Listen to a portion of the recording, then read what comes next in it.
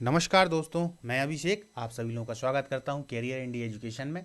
आज अपनी जो है प्रबंध की क्लास 20वीं है। इसके पहले 19 क्लासें हो चुकी हैं, उनको आप लोग ज़रूर देख लीजिएगा।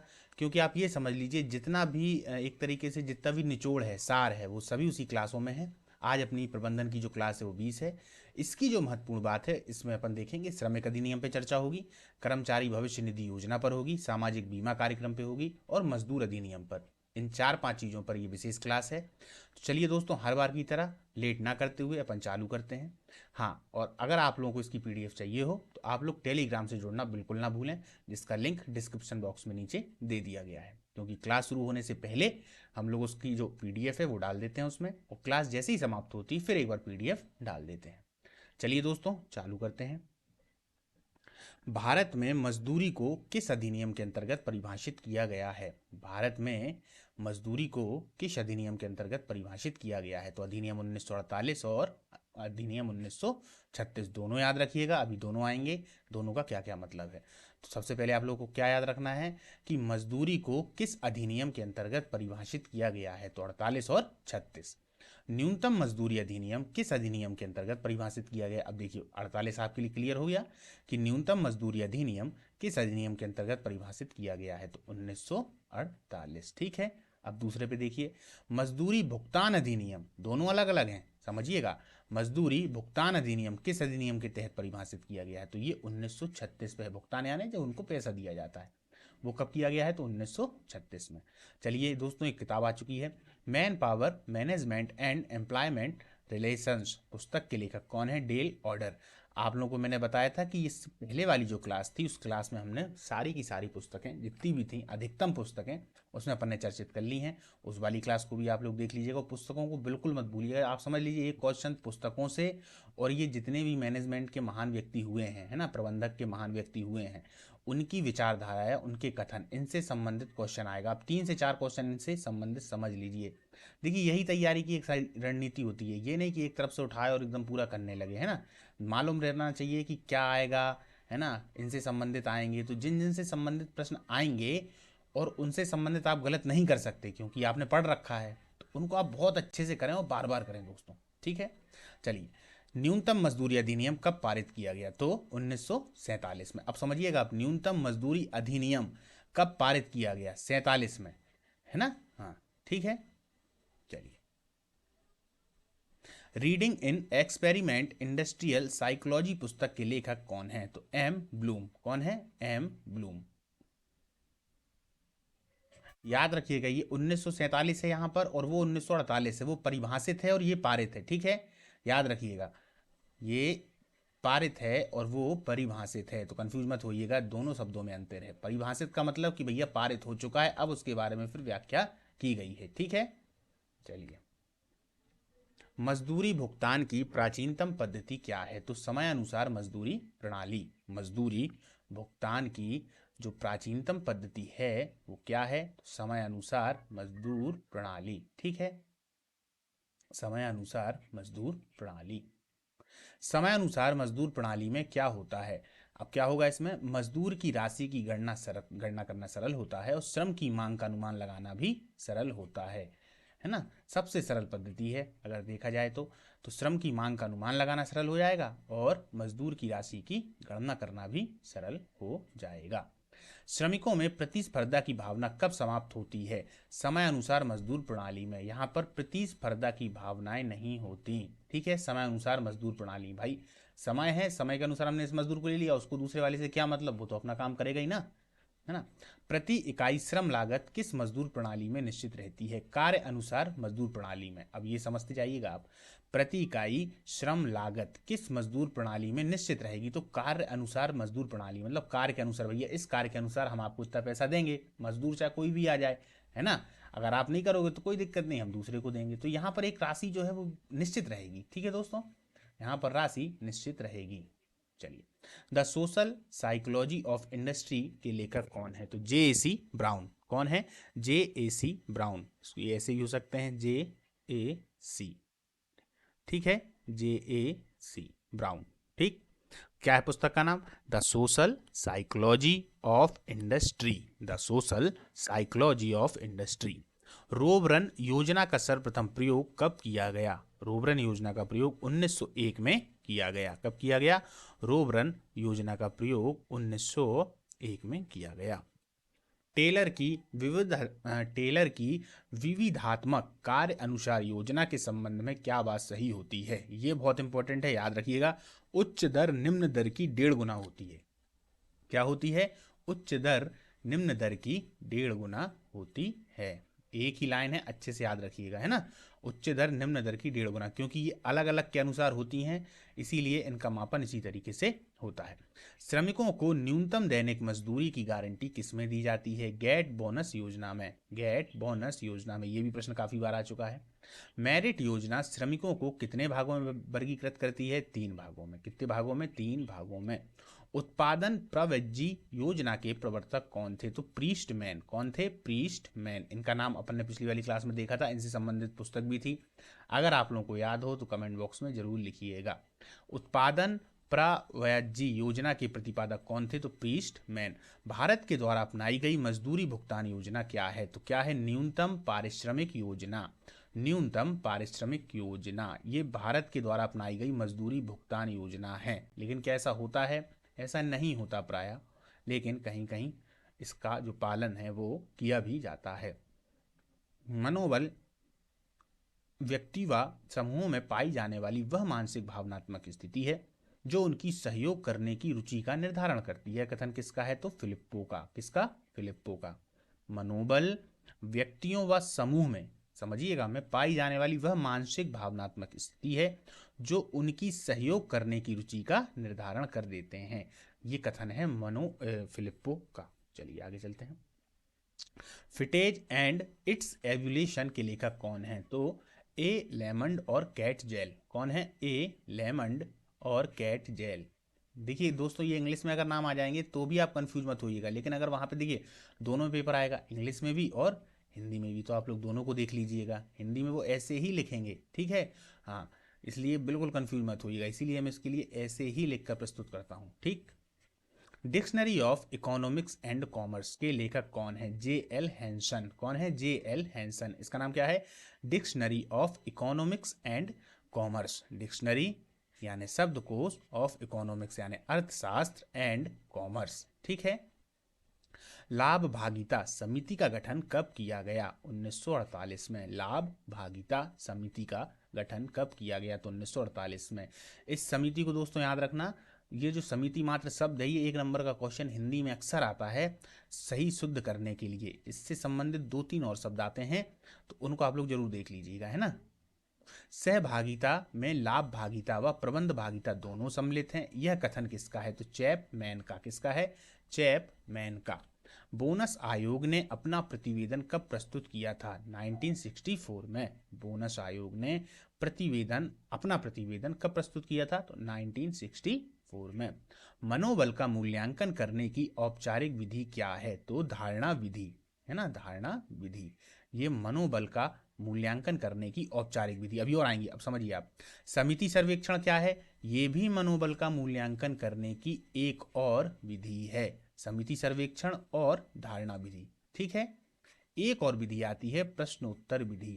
प्रश्नोत्तर विधि, ठीक है, वो भी है, ठीक। 3 हो गई, धारणा विधि, प्रश्नोत्तर विधि और समिति सर्वेक्षण विधि। चलिए, बोनस भुगतान अधिनियम कब पारित किया गया था? कब पारित किया गया था दोस्तों? 1965 में। बोनस भुगतान अधिनियम कब पारित किया गया था? तो 1965 में। बोनस भुगतान अधिनियम। बोनस भुगतान अधिनियम उन कर्मचारियों पर लागू होता है जिनका वेतन प्रति माह कितने रुपए से अधिक ना हो? 1600, है ना, याद रखिएगा, उन्हीं पर लागू होता है ये, ठीक। हाँ। बोनस पुनरावलोकन समिति के अध्यक्ष कौन थे? बी के मदान। बी के मदान। बी के मदान। सामाजिक सुरक्षा शब्द का औपचारिक उद्गम किस वर्ष माना जाता है? तो 1625 को। किस शब्द का? सामाजिक सुरक्षा शब्द का। सामाजिक सुरक्षा शब्द का औपचारिक उद्गम, वैसे तो ये शब्द बहुत पहले आ गया होगा, लेकिन एक औपचारिक यानी लिखित तौर पे, है ना, ये किस वर्ष माना जाता है? तो 1625 में। बोनस का मूल्यांकन करने की औपचारिक विधि क्या है? बोनस का अनुपस्थिति का अध्ययन और उत्पादन दर का विश्लेषण। याद रखिएगा दोनों को, अनुपस्थिति का अध्ययन और उत्पादन दर का विश्लेषण। उत्पादन दर का विश्लेषण बोनस का मूल्यांकन करने की औपचारिक विधि है, क्या है? ठीक है। कनाडा में सामाजिक सुरक्षा रिपोर्ट किसने प्रस्तुत की? तो एलसी मार्च ने। कनाडा में सामाजिक सुरक्षा रिपोर्ट किसने प्रस्तुत की थी? तो एलसी मार्च ने। सरकार व नियोक्ता की इच्छा और बजट पर क्या निर्भर करता है? तो सामाजिक सहायता। सरकार व नियोक्ता की इच्छा और बजट पर क्या निर्भर करता है? तो सामाजिक सहायता। सर विलियम बेवरेज की सामाजिक सुरक्षा संबंधी रिपोर्ट का क्या नाम था? सामाजिक बीमा व संबंधी सेवाएं। नाम याद रखना है इनका दोस्तों, sir William beverage. Sir William beverage की सामाजिक सुरक्षा संबंधी रिपोर्ट का क्या नाम था? तो सामाजिक बीमा व संबंधी सेवाएं। अटलांटिक चार्टर में सामाजिक सुरक्षा हेतु सभी देशों को निर्देश निर्देश कब दिए गए? तो 1941 में। कब दिए गए? 1941 में, अटलांटिक चार्टर में। याद रखिए, अटलांटिक चार्टर में। अटलांटिक चार्टर में। श्रमिक क्षतिपूर्ति अधिनियम कब पारित किया गया? तो मार्च 1923 में। श्रमिक क्षतिपूर्ति अधिनियम कब पारित किया गया? तो मार्च 1923 में। दिल्ली में प्रसूति लाभ नियम कब लागू किए गए? 1937 में। अच्छा भैया, उड़ीसा में प्रसूति लाभ नियम कब लागू किए गए? तो 1953 में। अकाल प्रसव की स्थिति में अकाल प्रसव की तिथि से छुट्टी प्रदान कितने दिनों की जाती है? तो 6 दिनों की। 6 दिनों की।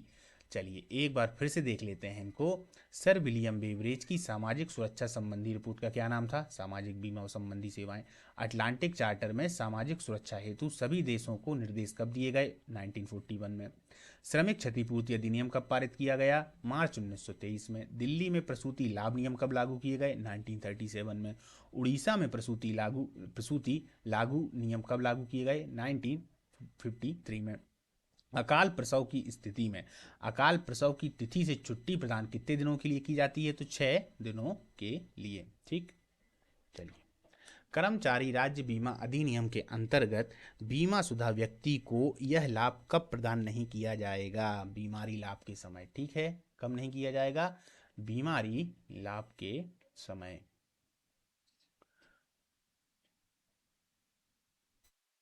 बीमारी लाभ के समय। ठीक है। कौन सा अधिनियम केवल मौसमी कारखानों पर ही लागू होता है? तो कर्मचारी राज्य बीमा अधिनियम। ये कब लागू होगा? मौसमी कारखानों पर ही लागू होता है कर्मचारी राज्य बीमा अधिनियम। सामाजिक सुरक्षा सर्टिफिकेट क्रय करने के लिए न्यूनतम आयु कितनी होनी चाहिए दोस्तों? 18 वर्ष। सामाजिक सुरक्षा सर्टिफिकेट क्रय करने के लिए न्यूनतम आयु कितनी होनी चाहिए? 18 वर्ष। कर्मचारी राज्य बीमा निगम संस्था किसके लिए कार्य करती है? तो कर्मचारी राज्य बीमा योजना का प्रशासन का कार्य करने के लिए। कर्मचारी राज्य बीमा योजना का प्रशासन का कार्य करने के लिए। याद रखिएगा, कर्मचारी राज्य बीमा निगम संस्था। कोयला खान भविष्य निधि व विविध व्यवस्थाएं अधिनियम कब पारित किया गया? तो कोयला खान से याद रखना बिल्कुल, है ना। कोयला खान भविष्य निधि व विविध व्यवस्थाएं अधिनियम कब पारित किया गया? तो 1948 में। अभी 1948 का एक और प्रश्न पहले आया था, उस पर अपन ने चर्चा की थी, है ना। वर्तमान में कर्मचारी भविष्य निधि योजना में सम्मिलित होने के लिए अधिकतम वेतन प्रतिमाह कितना हो सकता है? तो 50,000। ठीक है, कितना हो सकता है? 50,000। अनुग्रह भुगतान संशोधित अधिनियम कब लागू किया गया? 1984 में। अनुग्रह भुगतान संशोधित अधिनियम। अनुग्रह भुगतान संशोधित अधिनियम। सामाजिक सुरक्षा सर्टिफिकेट योजना कब लागू की गई? 1982 में। अभी अपन ने देखा कि उम्र कितनी होना चाहिए उसमें? 18 वर्ष। ठीक। प्रेरणा एक प्रकार की उत्तेजना है, कौन सी? समझिए, प्रेरणा एक प्रकार की उत्तेजना है, कौन सी? तो ये सामाजिक उत्तेजना है। प्रेरणा सामाजिक उत्तेजना। भाई प्रेरणा किसी ना किसी से मिलेगी ना। अब वो मिलेगी कहाँ से? आप समाज में रहते हो, समाज से मिलेगी, इसीलिए उसका नाम क्या रख दिया गया? सामाजिक उत्तेजना, है ना। कर्मचारी सहभागिता के उद्देश्य को किसने स्पष्ट किया था? श्री शंकर दयाल शर्मा ने। श्री शंकर दयाल श्री श्री शंकर दयाल शर्मा ने कर्मचारी सहभागिता के उद्देश्य को किसने स्पष्ट किया था? कौन थे ये, कमेंट बॉक्स में आप लोग बताइएगा, आप लोग अच्छे से जानते हैं, है ना। और ये भी बताइएगा किस नंबर के थे, अब मैं बताऊंगा नहीं, है ना। अब तो आप लोग समझ ही गए होंगे। विश्व में सर्वप्रथम कर्मचारी सहभागिता योजना कब लागू की गई, तो 1829 में। अगर विश्व की बात कर लें तो कर्मचारी सहभागिता योजना कब लागू की गई दोस्तों, तो 1829 में। इंग्लैंड और स्वीडन में प्रबंध में कर्मचारी सहभागिता योजना को क्या कहा जाता है, संयुक्त विचार विमर्श। इंग्लैंड और स्वीडन में, कहाँ कहाँ, इंग्लैंड और स्वीडन में प्रबंध में कर्मचारियों सहभागिता योजना को क्या कहा जाता है, तो संयुक्त विचार विमर्श। ठीक। सत्ता का भरापरण अधीनस्थ की किस बात पर निर्भर है, योग्यता पर और संभावना पर। ठीक है। भरार्पण है ये, समझना, सत्ता का भरार्पण। अगर अपन भरा और अर्पण को जोड़ दें तो उसी से मिलकर ये शब्द बना हुआ है ना। भरार्पण अधीनस्थ की किस बात पर निर्भर है, तो योग्यता और संभावना पर। समता सिद्धांत के अनुसार कर्मचारियों को अभिप्रेरणा कब नहीं मिलेगी, जब पुरस्कार अपेक्षा से कम हो। समता सिद्धांत के अनुसार कर्मचारियों को अभिप्रेरणा कब नहीं मिलेगी, जब पुरस्कार अपेक्षा से कम हो। ठीक है। अधिकार का विकेंद्रीकरण किसके द्वारा संभव है, तो प्रतिनिधियों के द्वारा। अधिकार का विकेंद्रीकरण किसके द्वारा संभव है, प्रतिनिधियों के द्वारा। भविष्य में क्या करना है उसे पहले से ही निर्णय कर लेना क्या कहलाता है, भविष्य में क्या करना है और उसे पहले से ही निर्णय कर लेना क्या कहलाता है, नियोजन। इस पे तो अपन ने काफी चर्चा की है दोस्तों, है ना। एक कार्य दल के गठन का क्या उद्देश्य होता है, तो समन्वय करना। फिर से देख लेते हैं एक बार। इंग्लैंड और स्वीडन में प्रबंध में कर्मचारी सहभागिता योजना को क्या कहा जाएगा, संयुक्त विचार विमर्श। सत्ता का भरार्पण अधीनस्थ की किस बात पर निर्भर है, तो योग्यता और संभावना पर। समता सिद्धांत के अनुसार कर्मचारियों को अभिप्रेरणा कब नहीं मिलेगी, जब पुरस्कार अपेक्षा से कम हो जाए। बिल्कुल सही बात है। अधिकार का विकेंद्रीकरण किसके द्वारा संभव है, प्रतिनिधियों के द्वारा, है ना। देखिए भाई, विकेंद्रीकरण और केंद्रीकरण तो आप लोग जानते ही हैं। विकेंद्रीकरण तो तभी होगा ना जब, अगर मान लीजिए मैं हूँ, अब मेरे को विकेंद्रीकरण वहाँ लागू करना है, तो अगर प्रतिनिधि मेरे अच्छे होंगे तो ही विकेंद्रीकरण लागू हो पाएगा, और प्रतिनिधि नहीं होंगे अच्छे तो विकेंद्रीकरण कैसे लागू होगा। प्रतिनिधियों का मतलब समझते हैं आप लोग कि नहीं। प्रतिनिधि का मतलब होता है कि अगर मैं वहां पे नहीं हूं तो मेरे द्वारा कोई अलग व्यक्ति वहां पे शासन चला रहा है। अब योग्य होगा तो चला पाएगा, नहीं योग्य होगा तो कैसे चला पाएगा। तो मेरे द्वारा अगर मैं नहीं हूं तो वो प्रतिनिधि है। जैसे कि आपने देखा होगा हिस्ट्री में, इतिहास में, जैसे कि नाम आपने सुना होगा महमूद गजनवी का, है ना। तो वो अपने आप को सुल्तान बोलता है। तो सुल्तान का जो मतलब होता है, असली मतलब, वो होता है एक तरीके से प्रतिनिधि। वो किसका प्रतिनिधि है, एक तरीके से वो है जो बगदाद के खलीफा हैं उनका प्रतिनिधि है। अच्छा, बगदाद के खलीफा भी प्रतिनिधि हैं, खलीफा भी प्रतिनिधि हैं। वो किसके प्रतिनिधि हैं, वो प्रतिनिधि हैं अल्लाह के, है ना, या पैगंबर मोहम्मद के। और पैगंबर मोहम्मद किन के हैं, वो अल्लाह के हैं। तो ये प्रतिनिधि जो है शब्द आप लोगों को अब तो समझ में आ गया होगा, है ना। चलिए आगे बढ़ते हैं। भविष्य में क्या करना है उसे पहले से ही निर्णय कर लेना क्या कहलाता है, नियोजन, है ना। क्या कहलाता है, नियोजन। जैसे हम राष्ट्रपति की बात करें, है ना, तो राष्ट्रपति के प्रतिनिधि के रूप में राज्यपाल हर कहीं कार्य करते हैं ना। बस उसी तरीके से ही एक कार्य दल के गठन का क्या उद्देश्य होता है, तो समन्वय करना, समन्वय करना। एक संगठन में निर्णय का क्या मायने है, कर्मचारियों का कार्यभार कम करना। एक संगठन में निर्णय का क्या मायने हैं, बिल्कुल कर्मचारियों के कार्यभार को कम करना। मास्लो की आवश्यकता पद सोपान किस सिद्धांत के अनुसार है, इंपॉर्टेंट प्रश्न है दोस्तों, आता है। क्या नाम है इनका, मास्लो की आवश्यकता पद सोपान किस सिद्धांत के अनुसार है, तो एक संतुष्ट आवश्यकता व्यवहार के अभिप्रेरक सिद्धांत के अनुसार। एक असंतुष्ट आवश्यकता व्यवहार के अभिप्रेरक सिद्धांत के अनुसार। एक संगठन चित्र चार्ट क्या प्रदर्शित करता है, प्रबंधकों तथा अधीनस्थों के बीच संबंध, प्रबंधकों और अधीनस्थों के बीच संबंध। स्टाफ सेवा कर्मचारी से क्या आशय है, तो संगठन के लिए तत्व है जो सलाह और सेवा प्रदान करते हैं। स्टाफ सेवा कर्मचारियों से क्या आशय है, संगठन के लिए तत्व है जो सलाह और सेवा प्रदान करते हैं। लेखांकन का प्राथमिक कार्य क्या होता है, दोस्तों ये लेखांकन है, अम की बिंदी है यहाँ पर, याद रखिएगा। ठीक, लेखांकन का प्राथमिक कार्य क्या होता है, आर्थिक आंकड़ों पर कब्जा। क्या होगा? बिल्कुल भैया, आर्थिक आंकड़ों पर कब्जा। जो भी आर्थिक आंकड़े होंगे उनसे संबंधित जो भी होगा तो लेखांकन के अंतर्गत आएगा। आकस्मिक देयताएं किस में दिखाई देती हैं?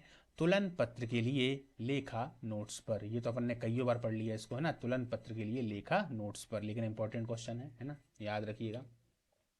संगठन में प्राधिकरण के तीन मुख्य प्रकार कौन से हैं? संगठन में प्राधिकरण के तीन मुख्य प्रकार कौन से हैं? तो लाइन, स्टॉक और प्रकार्यात्मक, यही हैं तीन, लाइन, स्टॉक और प्रकारात्मक।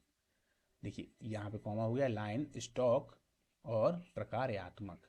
एक लेखा प्रबंधक के लिए कच्चा मिलान, लाभ और हानि खाता और तुलन पत्र की मूल को समझना किस कौशल के रूप में समझे जाएंगे? तो तकनीकी कौशल के रूप में। किसके रूप में? तकनीकी कौशल के रूप में। व्यापार की तरलता का सूचक कौन है? तो वर्तमान अनुपात। व्यापार की तरलता का जो सूचक है वो है वर्तमान अनुपात। वह लेन देन जहां कोई नकदी शामिल नहीं होती क्या कहलाता है? तो गैर नगद लेन देन। वह लेन देन जहां कोई नकदी शामिल नहीं होती क्या कहलाता है? गैर नगद लेन देन। विशेष प्रतिपूर्ति के भुगतान को व्यक्त करने के लिए प्रयुक्त होता है प्रोत्साहन बोनस। क्या होता है? प्रोत्साहन बोनस। विशेष प्रतिपूर्ति के भुगतान को व्यक्त करने के लिए क्या प्रयुक्त होता है? प्रोत्साहन बोनस। वित्तीय प्रबंधन का मूल उद्देश्य क्या है? तो संपत्ति का अधिकतमीकरण। संपत्ति का अधिकतमीकरण, बिल्कुल भाई। वित्तीय प्रबंधन, संपत्ति का अधिकतमीकरण। ठीक है। मार्केटिंग या विपणन का केंद्र बिंदु क्या होता है? ग्राहक। ग्राहक अगर संतुष्ट नहीं होगा तो काय का मार्केट, काय का विपणन। अगर ग्राहक, है ना, तो ग्राहक का संतुष्ट होना सबसे ज्यादा महत्वपूर्ण है। पब्लिक लिमिटेड कंपनियों में नकदी के रूप में शेयर धारकों को वापसी प्राप्त होना क्या कहलाता है? तो लाभांश। पब्लिक लिमिटेड कंपनियों में नकदी के रूप में शेयर धारकों को वापसी प्राप्त होना लाभांश। किसने विपणन मिश्रण शब्द को प्रतिपादित किया है? तो जेम्स कुल्ली ट्रॉन। जेम्स कुल्ली ट्रॉन नाम है। आता है प्रश्न, आईएमपी प्रश्न है दोस्तों, है ना, भूलिएगा बिल्कुल भी नहीं। किसने विपणन मिश्रण शब्द को प्रतिपादित किया? क्योंकि विपणन मिश्रण को आप लोग जानते ही हैं, इसलिए जिनने इनको प्रतिपादित किया है नाम को, तो उनको ही मत भूलिएगा। विशिष्ट लक्ष्यों को प्राप्त करने के उद्देश्य से बनी योजना क्या कहलाती है? तो एकल प्रयोग योजना। इस पर भी अपन ने खूब चर्चा की है। एकल प्रयोग योजना। एक व्यवसाय के द्वारा उत्पाद या सेवा की गुणवत्ता में सुधार के लिए निम्न में से किसके द्वारा मिली प्रतिक्रिया सबसे महत्वपूर्ण होती है? तो ग्राहक। किसके? तो ग्राहक। ग्राहक जरूरी है भाई, है ना। चलिए दोस्तों, तो आज की अपनी जो क्लास है वो यहाँ पे समाप्त होती है ना। अब मिलेंगे अपन अगली क्लास में। सुबह जो 6 बजे का समय होता है उस समय करंट की क्लास चल रही है, उसको भी आप लोग विशेष तरह से देखिए। खास तौर पे व्यापम की परीक्षाओं के लिए वो क्लास है ना। और एमपी पटवारी में अभी तक जितने भी करंट से जुड़े जो भी क्वेश्चन आएंगे वो आएंगे जीएस वाले पार्ट में, है ना। तो उनसे संबंधित पूरे क्वेश्चनों को उसमें कवर किया जा रहा है। ज़्यादा बड़ी क्लास नहीं होती है, छोटी क्लास होती है। उस छोटी क्लास में काफ़ी सारा कुछ आपको दिया जाता है ना। तो एक उसकी क्लास चलिए, उसको भी देखें, उसका भी पीडीएफ आपको टेलीग्राम पर मिल जाएगा। चलिए दोस्तों, मिलते हैं अगली क्लास में। नमस्कार।